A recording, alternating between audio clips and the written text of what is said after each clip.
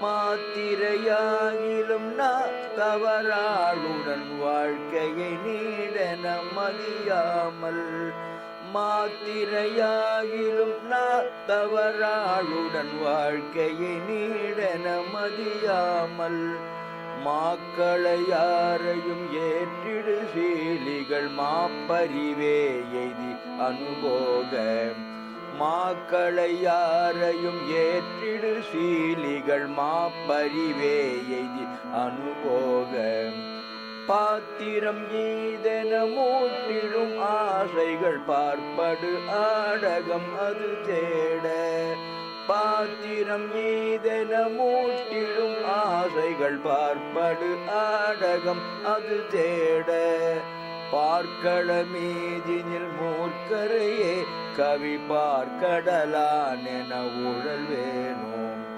பார்க்கள மீதினில் மூர்க்கரையே கவி பார்க்கடலான் என உழல் வேணும், சாத்திரம் ஆரையும் நீத்த மனோலய சாத்தியர் மேவிய பகவேளே, சாத்திரம் ஆரையும் நீத்த மனோலய சாத்தியர் மேவிய பகவேளே, தாத்தரிதாகிட சேக்கெனுமா நடதாட்பரனார் தரு குமரேதாம், தாத்தரிதாகிட சேக்கெனுமா நடதாட்பரனார் தரு குமரேதாம், வேத்திரஜாலமதேற்றிடு வேடுவர் மீக்கமுதா மயில் மணவாளாம், வேத்திரஜாலமதேற்றிடு வேடுவர் மீக்கமுதா மயில் மணவாளாம், வேத்தமதா மறை ஆற்றிடு சீர்திருவேட்களமேவிய பெருமாளே, வேத்தமதா மறை ஆற்றிடு சீர்திருவேட்களமேவிய பெருமாளே, பார்க்கள மீதினில் மூர்க்கரையே கவி பார்க்கடலான் என உழல் வேணும், வேத்தமதா மறை ஆர்த்திடு சீர்திருவேட்களமேவிய பெருமாளே, திருவேட்களமேவிய பெருமாளே.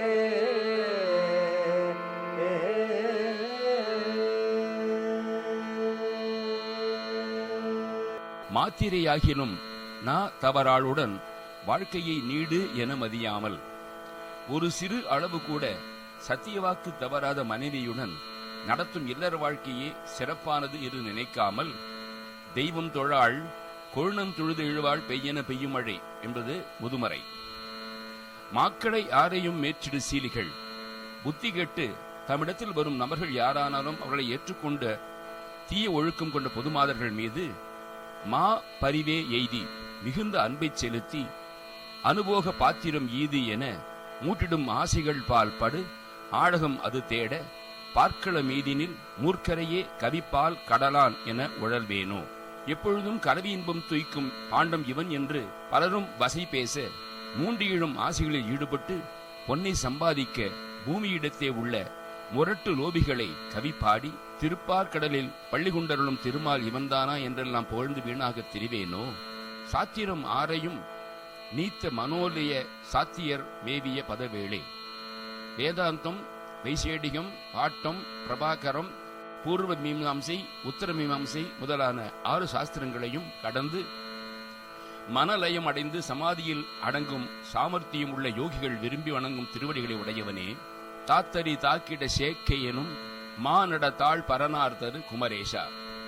தாத்தரி தாக்கிட சேக்கை என்ற தாளங்களுடன் திருநடனம் செய்யும் சிவபெருமான் அந்த குமரேசனே, வேத்திர சாலமதே ஏற்றிடு அம்பு கூட்டங்களை தூணியில் வைத்திருக்கும் வேடுவர் மீக்க அமுதா மயில் மணவாளா.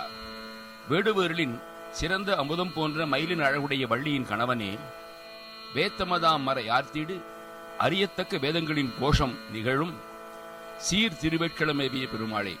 புகழ்மிக்க திருவேட்கடத்தில் அமர்ந்திருக்கும் பெருமாளே, பொன்னை சம்பாதிக்க பூமியிடத்தே உள்ள முரட்டு லோபிகளை கவிப்பாடி திருப்பார்கடலில் பள்ளி கொண்டருளும் திருமால் இவன்தானா என்றெல்லாம் புகழ்ந்து வீணாக திரிவேனோ. திருவேட்களம் தலக்குறிப்பை பார்ப்போம். திருவேட்களம் பாசுபதேஸ்வரர் கோவில் திருநாவுக்கரசர், திருஞான சம்பந்தர் ஆகியோரால் தேவார பாடல் பெற்ற தலங்களில் சோழநாடு காவிரி வடகரை தலங்களில் அமைந்துள்ள இரண்டாவது சிவத்தலமாகும். சிதம்பரத்தில் இருந்து 2 கிலோமீட்டர் தொலைவில் அண்ணாமலை பல்கலைக்கழகம் வளாகத்தின் உள்ளே புகுந்து பின்புறம் சங்கீத கல்லூரியை கடந்து சென்று இத்தலத்தை அடையலாம். இறைவன் பெயர் பாசுபதேஸ்வரர், பாசுபதநாதர். இறைவி பெயர் நல்லநாயகி, சத்குணாம்பாள். இத்தல இறைவன் சுயம்பு மூர்த்தியாக அருள்பாலிக்கிறார். இத்தலத்தின் ஸ்தல விருட்சமாக மூங்கில் மரமும் தீர்த்தமாக கிருபா தீர்த்தமும் அமைந்துள்ளன.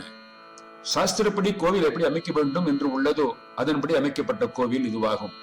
பல்லவ அரசர்களால் செங்கற்களால் கட்டப்பட்ட இந்த கோவில் 1914 கானாடு காத்தான் வெத்தபெருமாள் செட்டியாரால் கருங்கற்களால் செப்பனிடப்பட்டது. இந்த கோவில் கடலூர் மாவட்டம் திருவேட்களம் என்னும் ஊரில் அமைந்துள்ள சிவன் கோவிலாகும். அம்மன் நல்லநாயகி 4 திருக்கரங்களுடன் அருள்பாலிக்கிறாள்.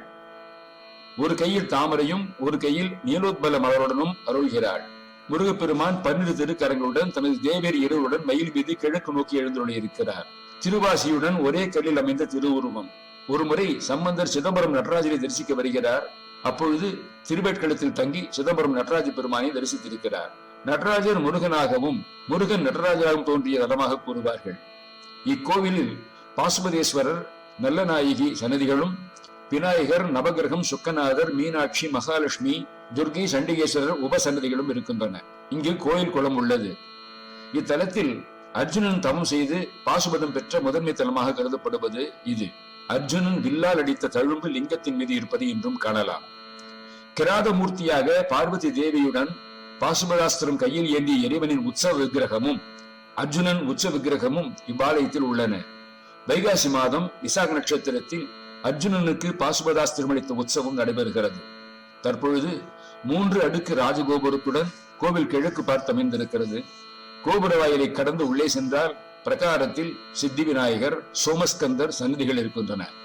முன் மண்டபத்தில் தெற்கு நோக்கிய அம்பிகையின் சன்னதியில் 4 தூண்களிலும் அர்ஜுனன் தன் ஆயுதங்களை வைத்தல், ஒரு காலில் நின்று தவம் புரிதல், இறைவன் வேடம் வடிவம் எடுத்தல், சிவனும் அர்ஜுனனும் சண்டையிடுதல் போன்றவை சிறப்பாக செதுக்கப்பட்டிருக்கின்றன.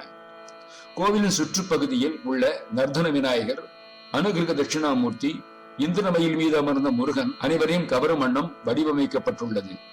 அருகருகே சூரியனும் சந்திரனும் இந்த இடத்திலே இருப்பது விசேஷம். இவளை சூரிய சந்திர கிரகணங்களின் பொழுது வழிபட்டால் கிரக தோஷங்கள் நீங்கும் என்பது ஐதீகம். மூலவர் கருவறையில் கிழக்கு நோக்கி எழுந்தருளியுள்ள கோஷ்டமூர்த்திகளாக உச்சி விநாயகர், நர்தன கணபதி, தட்சிணாமூர்த்தி, லிங்கோத்பவர், பிரம்மா ஆகியோர் உள்ளனர். சண்டேஸ்வரர் சன்னதியும் இருக்கிறது.